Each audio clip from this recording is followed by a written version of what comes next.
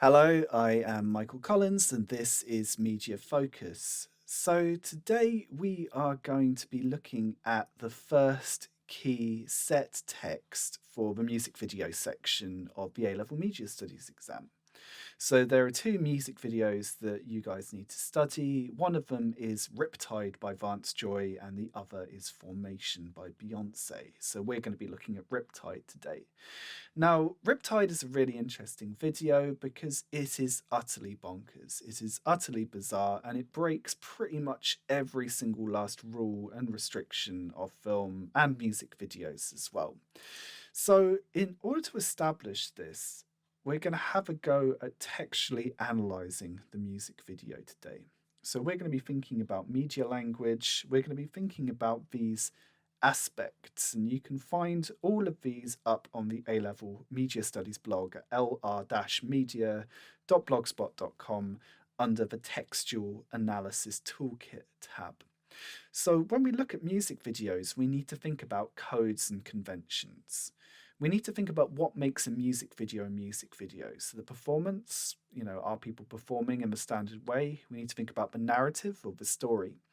We also need to think about experimental features. Now, both of these music videos are pretty experimental, as we're about to see, and they are deliberately challenging the way in which film, TV, music, whatever is made. We need to pay special attention to the camera work and cinematography. So, the way in which shots are framed, the angle, the position, the movement, and even more importantly, why the producer did what they did. So, exactly why they have selected certain shots. We need to consider the editing.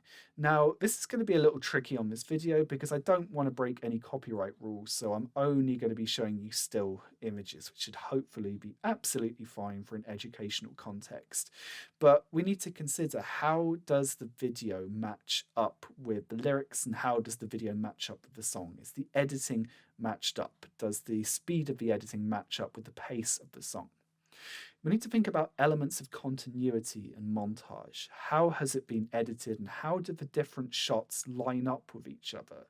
So when something happens in a film or TV show or music video, we have this idea of continuity. When one person, for example, looks to the left, we imagine that after it is cut, we will suddenly see what that character is looking at. So we call this continuity editing. It's sometimes referred to as invisible editing as well. We're not even really supposed to be thinking about this, it just happens. We need to think about how the music video interprets the music and the lyrics. So this is something which is really, really important in Riptide. We need to think about the structure of the music video, exactly how it is built and the story that it's telling. This idea of intertextuality, so how this music video makes reference to other films, other TV shows, other music videos, and why it's doing so. We need to think about this use of sound.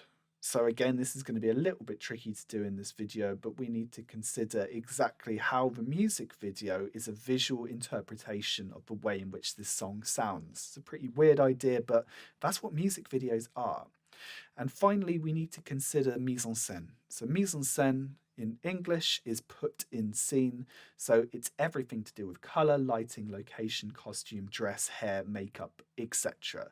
Mise-en-scene is an absolutely fantastic word because everything in media studies is mise-en-scene. So in order to do this, I am only going to be looking at the first 50 seconds of this music video. And the reason for this is there are a whole bunch of shots just purely in the first 50 seconds. I think there's 17 off the top of my head. And there's all different kinds of editing techniques. And frankly, this video would be even longer if I did the whole 3.5 minutes of this song. So thank God I'm only doing the first 50 seconds. Do remember that in the exam, you don't need to go into as much detail as I'm going into. You're just not going to have the time. But this gives you an indication of the kind of stuff that you can talk about in the exam. So one of the questions that you might get in the exam is, How has the music video you've studied, so Riptide, for example, how does it create meaning? This might be a question that you get asked. So you need to think very, very carefully about how different things such as shot types, camera angles, intertextuality, sound, mise-en-scene, whatever, how do they create meaning for the audience? So nice and straightforward. So the first shot is also known as an establishing shot. And the very first shot of Riptide is very mysterious. We have this beautiful blue, serene sky, and yet we do not know where we are, which instantly positions the audience in a slightly uncomfortable mode of address. The camera slowly pans down. So a pan is where the camera moves but it still remains on its same axis. So you might want to pan from left to right or from up to down. The camera person is not moving, but the camera itself is tilted. So at the end of this shot, we are expecting to see something, that we are about to be established with something, which doesn't happen. At the bottom of the screen, we can see something which is highly unconventional for a music video. So this is I can't remember what you would call this, but this is something that you may well see on a film poster. So this is the cast list. This is the credits on a film poster. It's done exactly the same font. And it's a list of all the different elements of the music video: the magician, the portal, the ocean, the running cowboy, the running lady, etc. This is very small. It's over in a matter of seconds. There is no way that the audience is going to be able to read all of this in one go. So this is really an excellent example of how music videos really need to be watched over and over again. Most people watching this aren't going to notice this, but again, it provides something exciting and mysterious for the audience if they really are into this music video to dig into it more. It's also an excellent example of intertextuality by making reference to films, specifically old films, and judging by some of the stuff here, the blade, the gun, the hexagrams, it seems to be also making reference to horror films. The next shot is a hard cut, and a hard cut means essentially it's not a fade, of a close-up slash extreme close-up of a woman's face. She has the mise-en-scene of a metal implement which appears to have been shoved in her mouth. And this shot here matches up to the lyric, "I was scared of dentists in the dark." Now, looking at this implement, it doesn't really seem to be anything to do with dentistry. However, the lyrics and the image combine in our heads and they trigger certain uncomfortable messages for the audience. This hard cut is a binary opposition between the comfort and sereneness of the first shot and then this sudden, violent, and brutal shot. Her expression connotes violence. It is a proeretic code which suggests that something violent is going to happen. Her eyes are searching off, presumably to someone who is maybe hurting or torturing her. The woman is hegemonically attractive. She has blonde hair. She has hegemonically acceptable makeup, blue eyes, etc. And this is also an excellent example of intertextuality to the horror genre, where often hegemonically attractive women are tortured for the sake of the audience, which is pretty creepy. Being a close-up shot, we are positioned directly next to her, which puts us in a particularly uncomfortable position. Are we torturing her? If she is being tortured, why are we doing nothing about it? We can't look away. It is unpleasant, but there is also no actual mise-en-scene which suggests actual violence here. So there's no blood or anything being torn or anything like that. This whole very uncomfortable shot is emphasized, anchored, and reinforced through the spinning light, which shakes backwards and forwards, which again anchors this sense that this shot is uncomfortable for the audience. Then we dip to black and we cut to a light which is hanging from the ceiling. The implication here being is the light which has been shaking over her face before and creating that whole crazy flashing effect. Through the use of cause and effect here and the use of montage, we know that this is a POV shot, which is a point of view shot. And suddenly we are positioned as the woman who is being tortured. We are looking out of her eyes. The dip to black there seems to suggest that something has happened. So even though no violence is actually being shown, the gaps are filled in our head. This is a highly experimental technique and is an excellent way in which the video manages to show quite violent scenes while still getting away with showing violence or showing alluding to violence under the rules and restrictions which YouTube definitely sets out for its music videos. It's also an excellent example of continuity editing as well. After this, we have another hard cut to a completely different shot. We're suddenly back at the sea, but it's a much darker and gloomier day. The camera slowly zooms into a woman in a revealing yellow swimsuit from behind, positioning the audience in an extremely voyeuristic mode of address. Voyeurism is where the audience are positioned in a way that they are watching someone and this person does not know that they're being watched.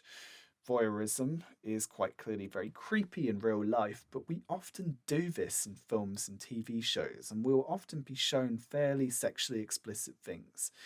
The fact that this is shot with a telephoto lens, i.e., a long zoom lens, also adds to the creepiness of this image. Again, the model is blonde and hegemonically attractive. We cannot see her face. We don't know if it's the same woman from before. And this is a trick that the music video often plays. We switch from woman to woman, all of whom seem very similar and look very similar, and yet in general are played by completely different actors. The next shot, this video uses quite a lot of these bird's eye view shots. Again, it may well be a POV shot. We see a presumably female hand holding a book. The lighting is extremely harsh and high key. And the name of the book is Techniques for Photographing Girls, which again, when we anchor it into this situation, suddenly becomes very creepy and very voyeuristic. We have a slow zoom in on the book, which emphasizes its importance. And the red here of the book presents a diametric opposition to the white of the background and the white of the female hand, which is holding the book. So far, the music video is obviously very confusing, and we are jumping backwards and forwards, potentially in time and in space, and there's no real conventional narrative, which is all very confusing. Suddenly, even more confusing, we cut to an exterior day shot. The mise-en-scene of the setting is out of focus, and yet it looks like a European apartment block. We see two characters, one of whom has her head away from the character, and a man who looks to be in some kind of distress, both of whom are wearing stereotypical 1970s costumes. This is, again, confusing for the audience and is an excellent example of a postmodern reference to a completely different time. Why is the music video suddenly set in the 1970s? Well, we don't know. This reinforces the idea of narrative, the idea that this music video is set in a completely different time. And if we look at the color grading here, which is another example of mise-en-scene, the video is washed out as if it is a film from the 1970s. Now, not every shot looks like this, which is particularly confusing. There is then another hard cut from the exterior shot, and pretty much precisely when the singer says turning green, we have a shot of some American dollar bills lying on what looks like a beach towel. Now, green here is symbolic of money, and this seems to be a fairly literal interpretation of the lyrics. Although, again, even though the video is matching up to the lyrics, there's no real sense of continuity in terms of the narrative. Another hard cut, exterior close up, hands outstretched, and suddenly, due to a jump cut, a card, specifically the Queen of Spades, appears in someone's hand. He is wearing a suede jacket, which again is very stereotypical of 70s fashion. His watch as well, again, seems like it belongs to a different time. The audience is forced to question exactly what symbolic code the mise-en-scene here is representing. This is yet another woman we've seen. Maybe this is one of the big themes of this music video. Again, the structure is extremely confusing, and all we've really seen here is that the video seems to be fairly consistently set in the 70s. Suddenly, the video doesn't do a hard cut here, but instead does something called a whip pan. So we pan very quickly here from right to left. And now we see a woman who appears to be wearing a very similar costume to the man in the last shot, a suede jacket. We have this low angle shot. She's dancing, her arms outstretched. There is no anchorage here in order to inform the audience exactly what's going on. It is very confusing. Now, a dancing woman is fairly conventional for a music video, and yet the fact that she's not dancing in time to the music of the music video is highly unconventional, which once more anchors and reinforces the idea that this is a subversive and confusing music video. We cut once more to another exterior shot, yet this shot appears to be taking place at dusk. The lighting of this shot is interesting. It is natural lighting, which means that everything is extremely dingy. It is an example of a shallow focus shot taken through a zoom lens. So everything in the background is out of focus. However, we can clearly see that she is in a graveyard. Again, this is an excellent example of intertextuality, and it specifically references horror films. This is highly unconventional because it just does not match up to the cute indie pop song that this music video accompanies. The woman's costume is glamorous. It's very stereotypically 70s again. She does not appear to be one of the women from earlier on in the music video, although she looks very similar and has a very similar hairstyle, hair color, etc. The camera is being handheld in this shot, and we know this because there is a wobble on the camera. And this is further emphasized by the fact that quite clearly the camera person has significantly zoomed in on the model. This reinforces this idea of voyeurism.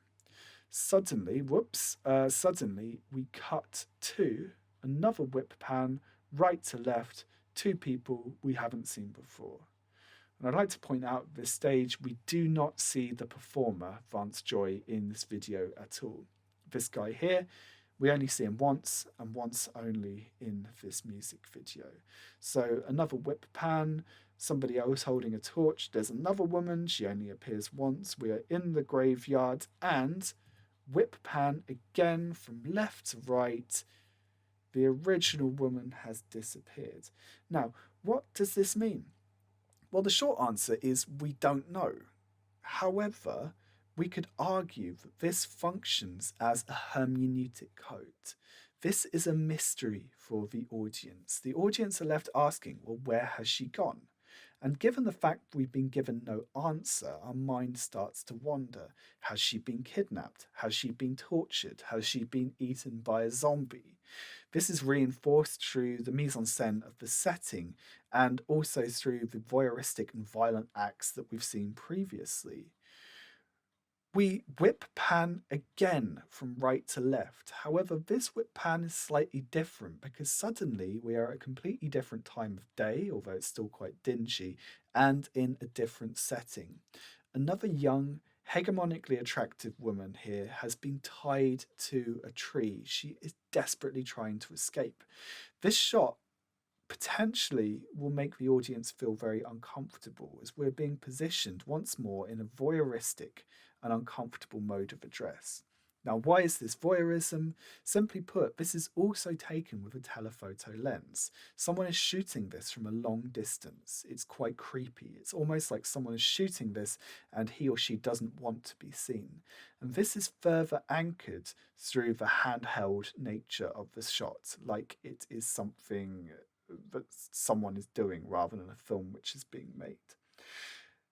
a narrative of sorts is being constructed here, but it's not a conventional narrative and it makes no sense. Women have disappeared, women are tortured, and we as the audience have to put the pieces together. But try as we might, it doesn't quite make sense. We cut to this really interesting shot here where the camera is following the woman on a dolly, yet the camera is also zooming out at the same time.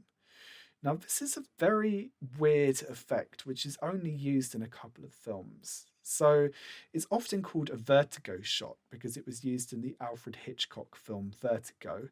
But it's also been used in many other films, including Jaws, and it was also used in The Simpsons as well. So a lot of people like to take the mick out of this. This is a clear example of intertextuality. It's a very specific shot, and to be quite honest, it makes the audience feel ill. The idea that the camera is following someone while also zooming out creates this really weird, vertiginous, and ultimately creepy effect. Another thing we need to consider with this shot is where we are positioned. We are positioned as someone who is running after this young woman. And this is an excellent example of intertextuality, once more, to the horror genre. And not just the horror genre in general, but the slasher film in particular. Now, slasher films often involve some kind of male threat who stalks a young woman, and slasher films tend to use POV shots to get this across. Now, why is it that this video is making reference to horror films like the Texas Chainsaw Massacre and Halloween? Well, one reason is that this video cannot go as far as these films. It cannot be as violent or as sexually violent or as creepy. So this video manages to get across this element of voyeurism, creepiness, discomfort, and sexual violence without ever actually having to show these things. It's an excellent example of how music video producers can sidestep censorship and can sidestep media regulations. This next shot appears several times during the music video, and it occurs when the singer uses the word Riptide. So we see here a bird's eye view shot of a choppy sea. What does this represent? Well, quite clearly, this is symbolic of distress. This is symbolic of something unpleasant about to happen. And again, it heightens the sense of discomfort in the audience. We then cut to a really surprising shot here of a woman in bed who suddenly wakes up and she screams directly at the camera. This scene uses low-key lighting, we can barely see her, and then she is dragged away very quickly before we can really work out what's going on. And once more, this is a very clear reference to horror films. It's very creepy, and we're being positioned right next to her as this is happening. And then we cut to this pretty bizarre shot of a left hand holding an old-fashioned microphone while the subtitle left flashes at the bottom of the screen in a really, really straightforward and not at all flashy font. Now, why is this music video doing this? Well, maybe by having a subtitle at the bottom, this is making reference to foreign films. This is making reference to subtitled films. Might also just be a reference to the lyrics, as the singer mentions the word left at this stage. Again, it's very odd, it's very confusing, and there's many, many things for the audience to work out here. The final shot, finally, after almost 50 seconds, is what we call a master shot. And here we see a woman holding the same microphone as before. We see an example of high key lighting. A single spotlight shone directly on the performer's face. She lip syncs along to the song, not particularly well, and she looks not directly at the audience, but somewhere to the right of our eyes, staring off. Her performance is not particularly enthusiastic. She doesn't seem particularly unhappy, but she also seems quite drugged and out of it. The mise-en-scene of her costume is glittering and is symbolic of show business and celebrity and glamour.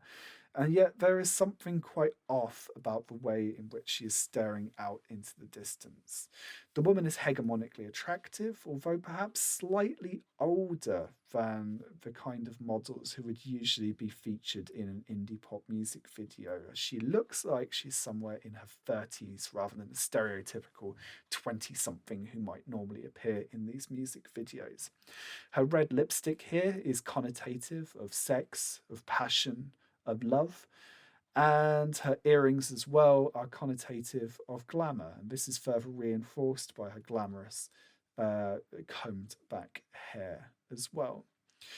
So, this is only the first 50 seconds of this music video, and many of these shots get repeated over and over again and become steadily more and more warped. Yet, even just through looking at the first 50 seconds, we can see that this music video is extremely unconventional. It is often extremely disturbing, and it is deliberately trying to confuse and to upset the audience. And next time, we are going to be going into this music video in more detail, and we're going to have an attempt at applying a few theories to it. Thank you very much.